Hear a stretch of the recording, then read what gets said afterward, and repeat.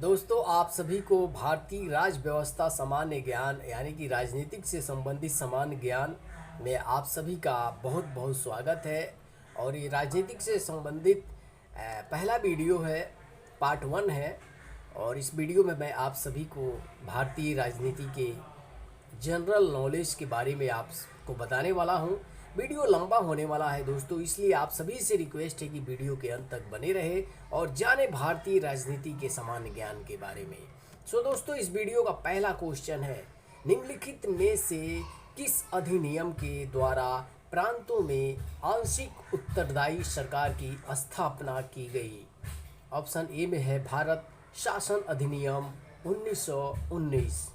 Option b में है भारत शासन अधिनियम 1935। ऑप्शन सी में है भारतीय परिषद अधिनियम 1909। ऑप्शन डी में है भारतीय परिषद अधिनियम 1982। दोस्तों, इस सवाल का करेक्ट आंसर है ऑप्शन ए, भारत शासन अधिनियम 1919 ईस्वी में प्रांतों में आंशिक उत्तरदायी सरकार की स्थापना की गई। अब अगला क्वेश्चन है दोस्तों, योग्यता के आधार पर भर्ती का विचार सर्वप्रथम किसमें व्यक्त किया गया था? ऑप्शन ए में है मैकालो समिति। ऑप्शन बी में है मैक्सवेल समिति। ऑप्शन सी में है इस्लिंगटन आयोग। ऑप्शन डी में है ली आयोग। तो दोस्तों, इस सवाल का करेक्ट आंसर है ऑप्शन ए, मैकालो समिति के द्वारा योग्यता के आधार पर भर्ती का विचार सर्वप्रथम मैकालो समिति के द्वारा व्यक्त किया गया था। अब अगला क्वेश्चन है दोस्तों, भारत में ब्रिटिश शासनकाल की अवधि में बनाए गए निम्न अधिनियमों में से किसे निक्षेपण अधिनियम के नाम से जाना जाता है? ऑप्शन ए में है भारत शासन अधिनियम 1995। ऑप्शन बी में है भारतीय परिषद अधिनियम 1909। ऑप्शन सी में है भारतीय परिषद अधिनियम 1982 1892। ऑप्शन सी में है भारत शासन अधिनियम 1919। तो इस सवाल का करेक्ट आंसर है दोस्तों ऑप्शन डी, भारत शासन अधिनियम 1919 ईस्वी से निरपेक्ष अधिनियम के नाम से जाना जाता है। अब अगला क्वेश्चन है दोस्तों, भारत शासन अधिनियम 1935 द्वारा स्थापित संघ में अवशिष्ट शक्तियां किसमें निहित है? ऑप्शन ए में है संघीय व्यवस्थापिका। ऑप्शन बी में है प्रांतीय व्यवस्थापिका। ऑप्शन सी में है प्रांतीय गवर्नर। ऑप्शन डी में है गवर्नर जनरल। तो दोस्तों, इस सवाल का करेक्ट आंसर है ऑप्शन डी, गवर्नर जनरल। मैं आपको बता दूं कि भारत शासन अधिनियम जो है 1935 द्वारा स्थापित संघ में गवर्नर जनरल के अवशिष्ट शक्तियों के निहित किया गया। अब अगला क्वेश्चन है दोस्तों, भारत शासन अधिनियम 1919 मुख्यतः किस पर आधारित था? ऑप्शन ए में है मार्ले मिंटो सुधार। ऑप्शन बी में है रैमजे मैकडोनाल्ड अवार्ड।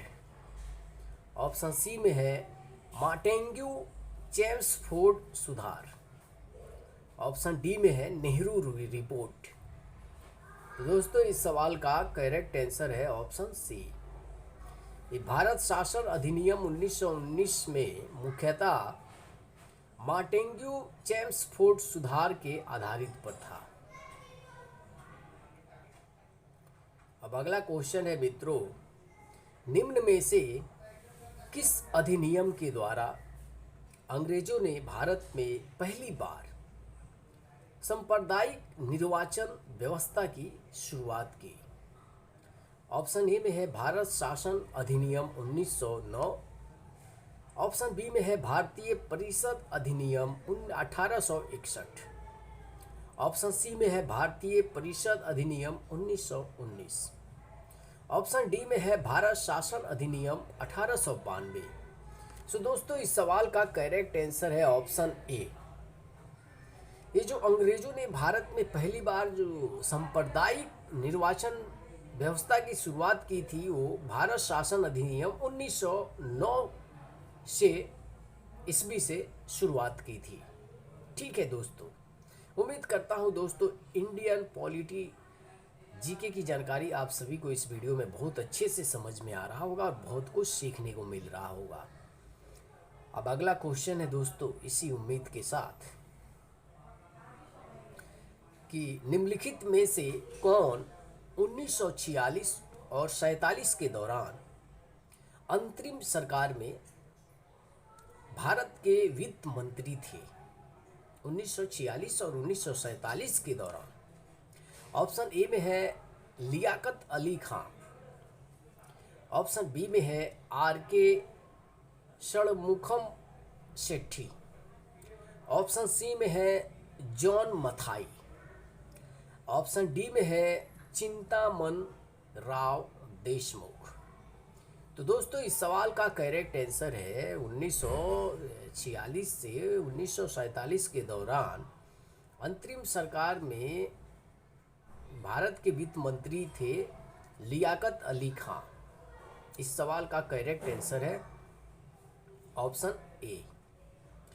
अब अगला क्वेश्चन है दोस्तों, निम्नलिखित में से किस कानून ने भारत में ब्रिटिश शासन की नींव रखी? ऑप्शन ए में है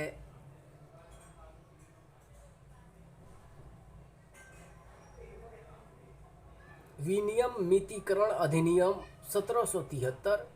ऑप्शन बी में है भारतीय परिषद अधिनियम 1861। ऑप्शन सी में है पीटस अधिनियम 1784। ऑप्शन डी में है भारतीय परिषद अधिनियम 1992। तो दोस्तों, इस सवाल का करेक्ट आंसर है ऑप्शन ए। भारत में ब्रिटिश शासन जो नींव रखी थी वो विनियमितीकरण अधिनियम 1973 में रखी थी। अब अगला क्वेश्चन है दोस्तों, निम्नलिखित में से कौन भारत के प्रथम कानून मंत्री थे? ऑप्शन ए में है मौलाना अब्दुल कलाम आज़ाद। ऑप्शन बी में है टी कृष्णामाचारी। ऑप्शन सी में है जवाहरलाल नेहरू। ऑप्शन डी में है डॉक्टर बी आर अम्बेडकर। तो दोस्तों, इस सवाल का करेक्ट आंसर है ऑप्शन डी। भारत के प्रथम कानून मंत्री जो थे वो डॉक्टर बी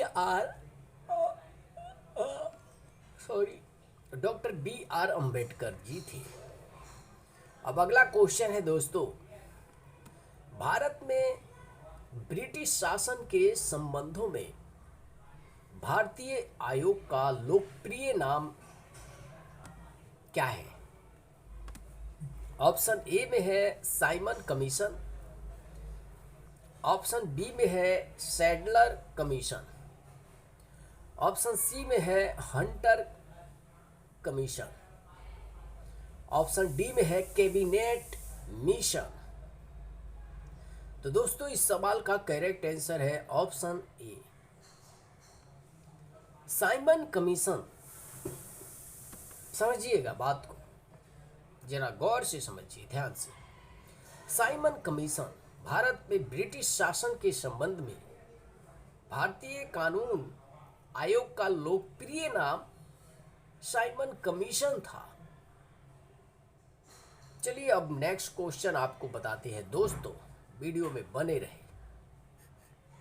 अगला क्वेश्चन है दोस्तों, भारत में ब्रिटिश शासन के दौरान गवर्नर जनरल काउंसिल के विधि सदस्य के रूप में कौन नियुक्त हुआ था? ऑप्शन ए में है मोतीलाल नेहरू, ऑप्शन बी में है तेज बहादुर सप्रू,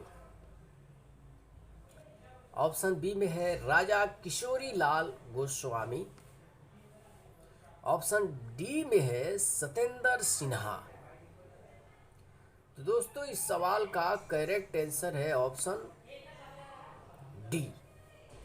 सत्येंद्र सिन्हा जो थे वो भारत में ब्रिटिश शासन के दौरान गवर्नर जनरल काउंसिल के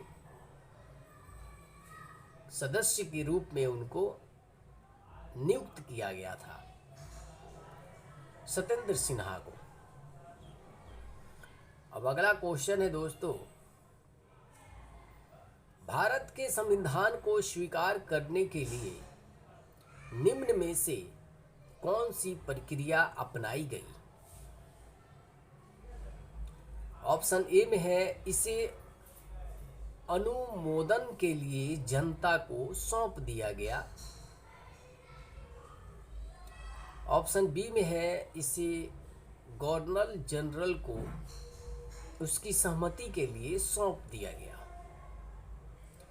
ऑप्शन सी में है इसे तब स्वीकार किया गया जब अंतरिम सरकार ने इसे अनुमोदित कर दिया, ऑप्शन डी में है इसे तब स्वीकार किया गया जब इस पर संविधान सभा के सदस्यों तथा अध्यक्ष के हस्ताक्षर हो गए। जी हाँ दोस्तों, इस सवाल का करेक्ट आंसर है ऑप्शन डी। ये जो भारत के संविधान को स्वीकार करने के लिए निम्न में से कौन सी प्रक्रिया अपनाई गई थी, वो प्रक्रिया ये थी कि जब सबने स्वीकार कर लिया और संविधान सभा के सदस्य तथा अध्यक्ष के हस्ताक्षर हो गए, तब जाके भारत के संविधान को स्वीकार किया गया और उसकी प्रतिक्रिया जो थी उसे अपनाया गया। अब अगला क्वेश्चन है दोस्तों, निम्न में से कौन संविधान सभा के राज्य मामलों की समिति का अध्यक्ष था? ऑप्शन ए में है doctor Rajendra Prasad, option b में है जवाहरलाल नेहरू, ऑप्शन सी में है सरदार पटेल, ऑप्शन डी में है डॉक्टर बी.आर. अंबेडकर।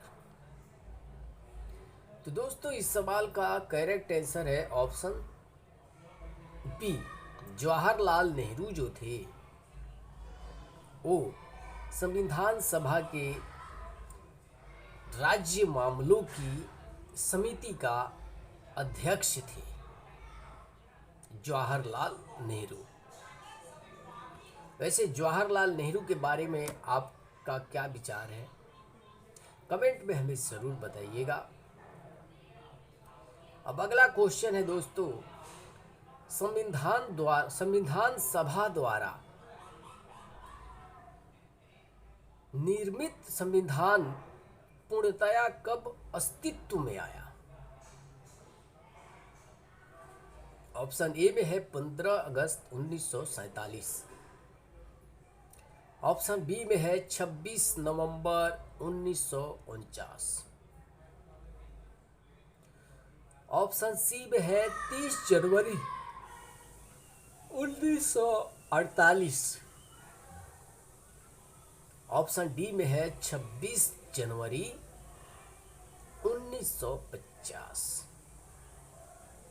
तो दोस्तों इस सवाल का करेक्ट आंसर है ऑप्शन बी, 26 जनवरी 1949 ईस्वी में संविधान सभा द्वारा निर्मित संविधान पूर्णतः अस्तित्व में आया। कभी 26 नवंबर 1949 ईस्वी को। अब अगला क्वेश्चन है दोस्तों, कि संविधान सभा के सदस्य प्रतिनिधि थे, कौन थे? ऑप्शन ए में है विभिन्न प्रांतों की व्यवस्थापिकाओं द्वारा निर्वाचित एवं देशी राज्यों के राजाओं द्वारा मनोनीत। ऑप्शन बी में है कांग्रेस और मुस्लिम लीग द्वारा नामांकित। ऑप्शन सी में है गवर्नर जनरल द्वारा मनोनीत। ऑप्शन डी में है जनता द्वारा प्रत्यक्ष निर्वाचित। तो दोस्तों इस सवाल का करेक्ट आंसर है ऑप्शन ए। संविधान सभा के सदस्य प्रतिनिधि विभिन्न प्रांतों की व्यवस्थापिकाओं द्वारा निर्वाचित एवं देशी राज्यों के राजाओं द्वारा मनोनीत प्रतिनिधि थे। समझ गए दोस्तों? आपको ये क्वेश्चन सही से समझ में आया ना? अब अगला क्वेश्चन है कि निम्न में से कौन संविधान सभा का संवैधानिक सलाहकार था? ऑप्शन ए में है doctor B.R. Ambedkar. Option b में है K.M. मुंशी। ऑप्शन सी में है B.N. राव। ऑप्शन डी में है T.T. कृष्णमाचारी। तो दोस्तों इस सवाल का करेक्ट आंसर है ऑप्शन सी, B.N. राव जो थे वो संविधान सभा का संवैधानिक सलाहकार थे। कौन? B.N. राव। अब अगला क्वेश्चन है दोस्तों, क्वेश्चन ये है कि संविधान का प्रारूप समिति के समक्ष प्रस्तावना का प्रस्ताव किसने रखा? ऑप्शन ए में है जवाहरलाल नेहरू। ऑप्शन बी में है B.R. अम्बेडकर। ऑप्शन सी में है राजेंद्र प्रसाद। ऑप्शन डी में है B.N. राव। तो दोस्तों इस सवाल का करेक्ट आंसर है ऑप्शन ए। संविधान का प्रारूप समिति के समक्ष प्रस्तावना का प्रस्ताव जवाहरलाल नेहरू ने रखा था। किसने रखा था मित्रों? प्रस्तावना का प्रस्ताव किसने रखा था? जवाहरलाल नेहरू ने। अब अगला क्वेश्चन है दोस्तों, सतीश धवन अंतरिक्ष केंद्र कहाँ स्थित है? ऑप्शन ए में है